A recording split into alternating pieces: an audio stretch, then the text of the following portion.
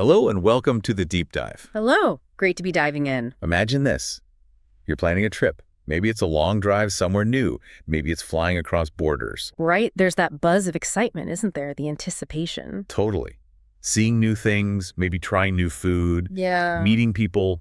But let's be real, there can also be a little hum of anxiety, right? Oh, for sure. Especially when you think about, getting around, asking for help.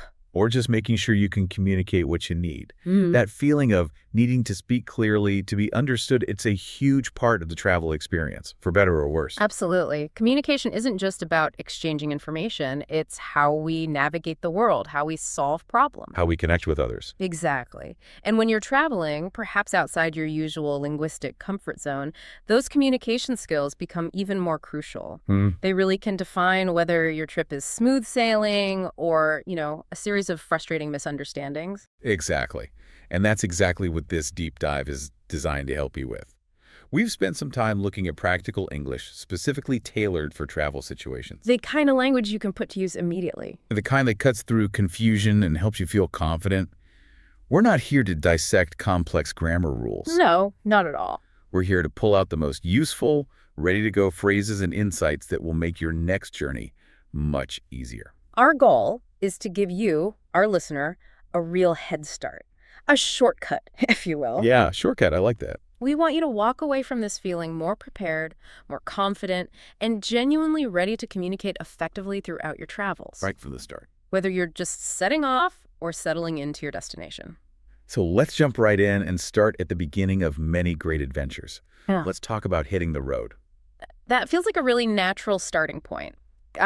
When we were looking through the material, it began with a very relatable scenario. Yeah. Picturing a husband and wife getting everything ready for a trip, it immediately puts the language into a context that feels practical. And easy to imagine yourself in? Yeah. Exactly. It makes perfect sense. Before you even think about arriving, you have to get there. And one of the most popular ways to do that, particularly noted as being really popular in North America, is the road trip. The quintessential road trip. It's described simply as a trip taken by car, often enjoyed with family or friends. Seems simple enough. But that simple definition, as you know, contains a universe of different experiences. It really does. The material shares some brief anecdotes that perfectly capture this variety. You hear about the classic long family trips, maybe driving 8 hours in one day, heading way up to northern Canada for something like camping. Wow, 8 hours. Spending nights under the stars, gathered around a campfire. That sounds like a very specific, perhaps slightly grueling, but ultimately rewarding kind of family bonding experience. It really does. 8 hours is a long time to be in a car, especially with a family. Right. It paints a vivid picture, doesn't it? That very contained environment for an extended period. Yeah. And in contrast, the material immediately pivots to a completely different road trip dynamic. What's that? One with your buddies, meaning your friends, heading to a place like Las Vegas. Right. You could almost picture a car full of crazy guys or friends, full of energy, just driving, talking about everything and nothing. Yeah, the journey being part of the fun itself. Focus more on the journey as part of the fun rather than just a means to an end. It's a completely different social dynamic and purpose compared to the family camping trip. Definitely. It highlights how the phrase road trip can mean so many things depending on who you're with and where you're going. But the fundamental shared experience is the significant journey by car. Exactly. And regardless of the specifics, the destination, the duration, or the passengers preparing for and taking a road trip involves certain universal steps and associated vocabulary. Some foundational terms, you mean? Yes, exactly. Some really foundational terms here. Like the simple yet crucial state of readiness. The car is packed. Exactly. It's a short phrase, but it means everything you need for the journey is securely inside the car. Bags? Food. It specifically includes your bags, your food, everything that you need for your trip. When someone says the car is packed, it's the informal but clear signal that you are finally ready to leave. Okay, time to go. All the planning, all the gathering of stuff, it's culminated in this moment. And speaking of food, a non-negotiable item for many road trips, it seems, are munchies.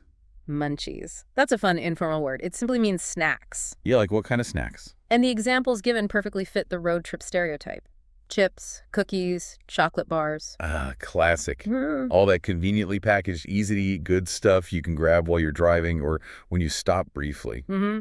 And it points out why they're considered really good for a road trip, because you need food that's readily accessible. Right, you can't exactly pull over and cook a gourmet meal every time someone gets hungry. Not easily, no. Munchies are the practical solution for on-the-go snacking. It captures that casual, slightly indulgent aspect of road travel. It really does. It's part of the road trip culture for many people. Now, before you even hit the gas pedal for good, another absolutely essential step, Especially for longer trips. particularly for those longer journeys, yes, is something referred to as fill up the tank. Obvious, but vital.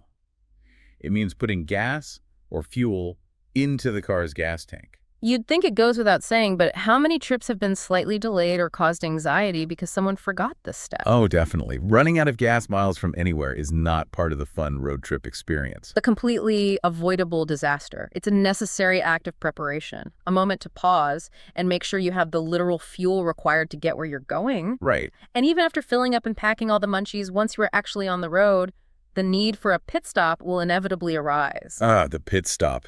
Such a classic term for travel breaks.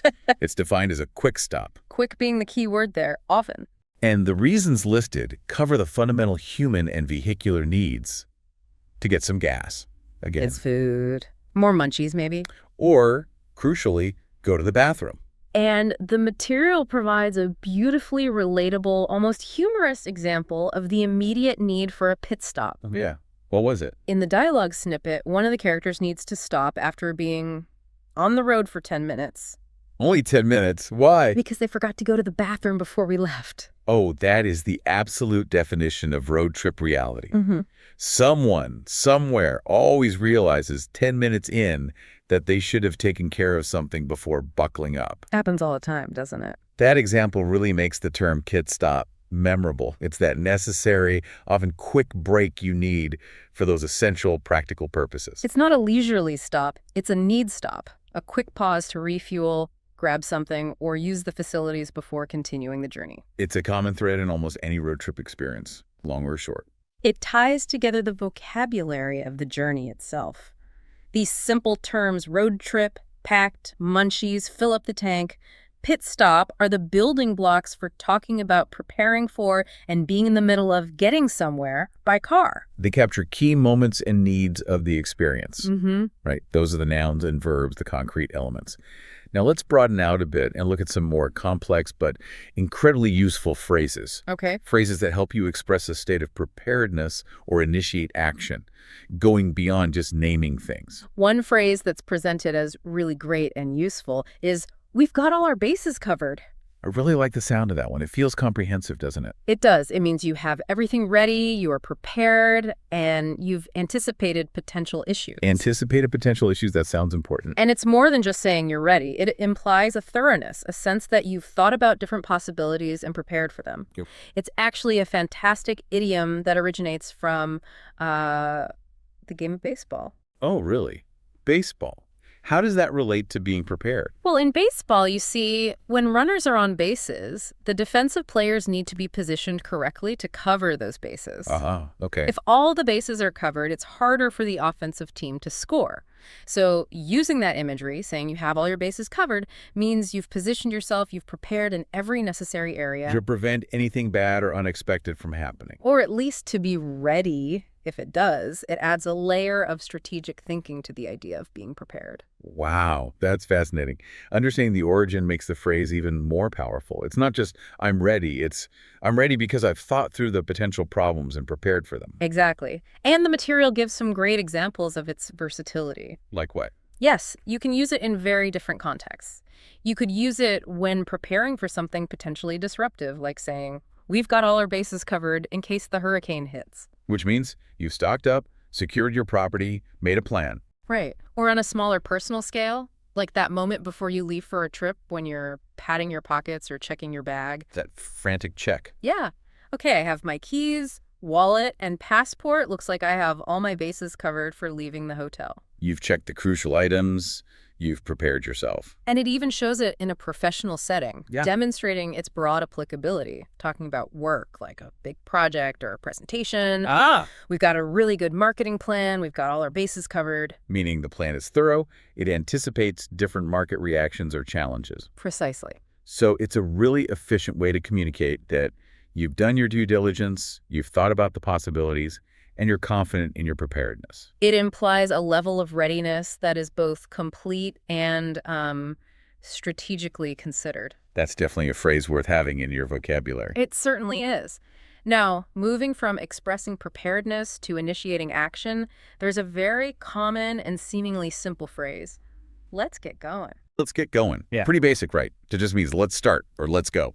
It is basic, but the material points out something really interesting and useful about its structure. Oh. You can change the verb that follows let's get, and it significantly changes the specific action you're initiating. While keeping that core sense of starting something. Exactly, that sense of beginning something new. That's where it gets more powerful. The examples highlight this perfectly. Like, if you've gathered all the ingredients, you can say, I have the chicken, so let's get cooking. You're not just generally getting going, you're specifically initiating the cooking process. Yeah. Exactly. Or in a very different scenario where the feeling is urgency or perhaps fear. Like the example, this house is really scary, let's get out of here. Okay, yeah, different vibe completely. The get out of here is the specific action being initiated, leaving the place immediately. And a more formal, business-oriented example, I have another meeting in 20 minutes, so let's get down to business. Get down to business is an idiom itself, meaning to start focusing on serious work or the main topic of discussion. Right. So let's get going is your general initiator. Let's start the journey. Let's start whatever we were planning. But this structure, But this structure, let's get plus verb ending ing, allows you to specify what you are starting or focusing on, getting the action underway. getting the action of cooking, leaving, or working underway.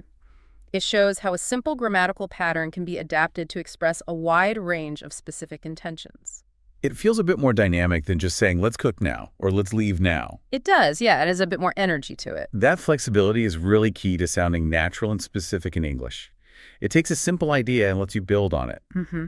And speaking of sounding natural, the material also introduces a concept it calls fluency builders. Yes, this section focuses on those slight additions or variations to common phrases that native speakers often use. Things that make you sound less like a textbook. Exactly, making your language sound a little smoother, a little more natural in typical conversation. Like the question, so are we all ready to go? This is presented as a more fluent alternative to just, are we ready to go? It's a subtle difference, isn't it? The addition of so at the beginning acts as a conversational connector, Kind of eases into the question. often used to transition or summarize before asking a question, yeah. And adding all before ready emphasizes the collective state of readiness is everyone ready. Oh, okay. It adds a touch of informal emphasis and completeness to the question. It's just a common way people phrase that thought naturally. And another good one is, it's all set. Right. This is noted as a more fluent, common way to say, it is ready, or it is prepared. We even saw it in that dialogue example earlier, didn't we? We did, yep, it's all set. All set is incredibly common. You hear it all the time. Is dinner ready? Yep, it's all set. Are the documents prepared? Yes, they're all set. It's concise, clear, and sounds completely natural for indicating readiness or completion of preparation. These fluency builders show that sometimes adding small words like so or all, or choosing slightly different phrasing, can make a big difference in how natural you sound. They really do help bridge the gap between grammatically correct and naturally spoken English. Okay, so we've covered getting ready and hitting the road. Covered our bases there. Huh, exactly. Yeah. Now let's shift our focus to what happens when you actually arrive at your destination. There's some really detailed and practical guidance specifically for navigating interactions at a hotel. Mm-hmm. And it emphasizes right away that good communication is key once you're on the ground. Which is totally true. You've made the journey, whether it was 8 hours in the car or a long flight. Now you're in a new place, and you need to interact with people. To get checked in, find your way around, maybe ask questions. It can feel a bit intimidating, especially in a foreign language. It can. And before diving into specific phrases for the hotel, there are some general overarching principles for travel communication that are invaluable, No matter where you are. no matter who you're talking to or where you are. Simple things, really. but so effective. Mm-hmm. Like using simple and clear language, speaking slowly and politely, Remembering to smile and maintain a friendly attitude. and critically, being patient and understanding, particularly when language barriers are present on either side. So why do these seemingly basic actions have such a profound impact when you're traveling? Well, I think it's because travel often puts everyone a little on edge. You might be tired in an unfamiliar environment, maybe dealing with unexpected issues. Sure. The people you're interacting with, hotel staff, restaurant servers, shopkeepers, might be dealing with many different travelers, some of whom might be stressed or Well, impatient. they see it all. In that dynamic, a simple smile, slow, clear words, and a patient attitude act like a universal lubricant. They immediately lower the tension, show respect. And signal that you're approachable and reasonable. Exactly. Exactly. Politeness and clarity create a positive foundation for the interaction. When you speak slowly and simply, you give the other person a much better chance of understanding you. Reducing errors and frustration. Reducing the likelihood of errors or frustration, impatience, especially with potential language differences, is just showing basic empathy. These simple actions genuinely go a long way in making your travel experience enjoyable, by making interactions smoother and more pleasant. It's excellent advice to internalize. It's not just about the words, it's about the attitude. Okay, let's apply these principles to that initial hotel experience. Yeah. Checking in. It's acknowledged that this specific moment can feel daunting. Yeah, that first interaction. But there's a very clear step-by-step approach using essential phrases. It really breaks it down into manageable parts. You start with that crucial polite greeting. Hello. A simple good morning, good afternoon, or hello is always the right way to begin any interaction. Then you get straight to the point, stating why you're there and identifying yourself. The key phrase given is very direct. I have a reservation under the name, your name. You just fill in the blank. Simple, clear, gets the necessary information across immediately. Precisely. Once you've established that you have a reservation, you might need to provide a few more details to help them find it quickly or confirm the specifics. Like the room type. Exactly. Stating the type of room you booked, I booked a single double room, and the length of your stay for number of nights starting from today. These details confirm you're who you say you are and clarify the parameters of your booking. Mm-hmm. And then while you're at the front desk, there are some really important practical questions to ask that will help you plan your time. Make the most of your stay. Exactly. Things like, what time is checkout? Absolutely vital information. You need to know when you have to leave your room on your departure day to avoid extra charges or rushing. Definitely want to avoid that. And another key practical question is about meals. Do you provide breakfast? If yes, what time does it start? Knowing about breakfast, its availability and its hours can significantly influence your morning plans. Whether you're rushing to a meeting or planning a leisurely start before sightseeing, Asking these questions during check-in is efficient and sets you up for a smoother stay. it really is. It's proactive communication that benefits you. Now, the material even goes a step further and touches on something many travelers might wonder about but hesitate to ask: inquiring about upgrades. Yes, the possibility of getting a better room. It presents it as an option and shows how to inquire politely. How should you phrase it? The suggested phrase is very courteous. Is it possible to get an upgrade today? I would really appreciate it. That last part, I would really appreciate it, makes the request sound less demanding. And more like you're hopeful for a favorable response. It softens the request and emphasizes gratitude in advance. And there's a clever little tip related to upgrades. A secret tip. Mentioning if you're traveling for a special occasion like a birthday or anniversary, apparently many hotels offer complimentary upgrades for such events as a gesture of goodwill. That's a great piece of insider knowledge. You never know if they offer it unless you politely inquire. And framing it around a special occasion might just tip the scales. Good point. What if a free upgrade isn't available, but you're still interested in a better room? That's covered too, showing you how to ask about the potential cost. The phrase is, what is the cost to upgrade to a better room? Okay, it's straightforward. This clarifies your interest while acknowledging that there might be a price involved. Again, it stresses that being polite and courteous increases the chances of receiving assistance. Which definitely applies when you're asking for something extra like an upgrade. Politeness really is the key to unlocking better experiences in these interactions. So true.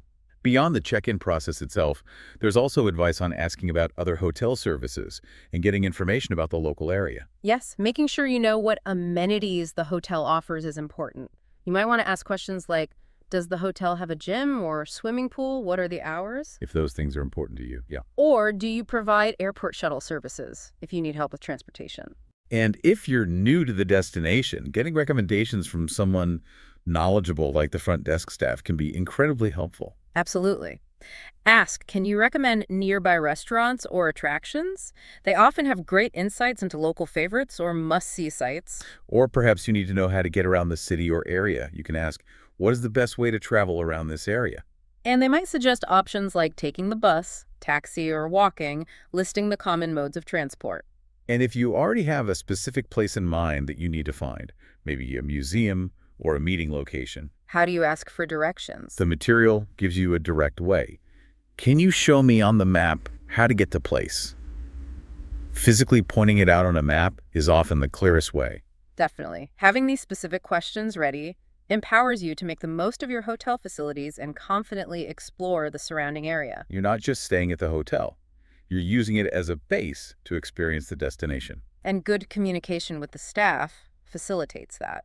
But, as anyone who travels knows, sometimes, despite all the preparation and polite communication, things don't go perfectly.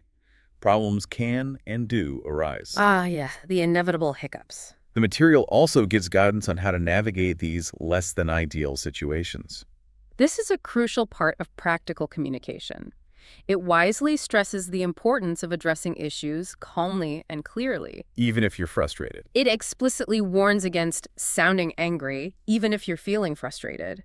Why is staying calm so important when you have a problem? Well, I think it goes back to those general communication principles. When you're angry, it puts the other person on the defensive. Right. It creates tension. It creates a negative atmosphere and makes them less likely to want to help you. But if you approach the situation calmly and clearly explain the problem, The hotel staff are much more likely to see you as someone they can and should help resolve the issue. As it notes, staff are usually willing to help if you communicate respectfully. that respectful, clear communication is key. There are specific examples of common hotel problems and suggested phrasing for each. Okay, let's look at a few. What if your room is too noisy and you can't sleep? A very common issue. The suggested phrase is, I'm having trouble sleeping because of the noise. Is it possible to move to a quieter room? So you state the problem, trouble sleeping because of noise, explain the impact, can't sleep, and propose a solution. Move to a quieter room. It's clear and reasonable. Exactly. You're not just complaining, you're explaining the impact and suggesting a practical resolution. What about finding that your room wasn't cleaned properly when you checked in? Ugh, that's never pleasant. The suggestion is saying, I noticed that my room has not been cleaned properly. Can you send housekeeping to take care of it? Again, you state the observation, room has not been cleaned properly, and request the specific service needed, send housekeeping. Direct, but not accusatory. Specificity is incredibly helpful for the staff. It tells them exactly what the problem is and what department needs to be involved. Definitely. And finally, what if something in your room just isn't working? Examples given are the air conditioning, shower, or TV. So you'd say something like, the specific facility, e.g., the air conditioning in my room is not working. Can you help me fix it or move me to another room? So you name the broken item, state the problem, and then offer the staff 2 potential ways they could resolve it, fixing it, or moving you. That seems fair. This structure, naming the problem, explaining its effect on your stay, and clearly requesting a specific type of action or solution is incredibly effective for problem solving in any service context. It gives the staff all the necessary information to understand the issue and figure out how to fix it. While maintaining a respectful tone that encourages their help.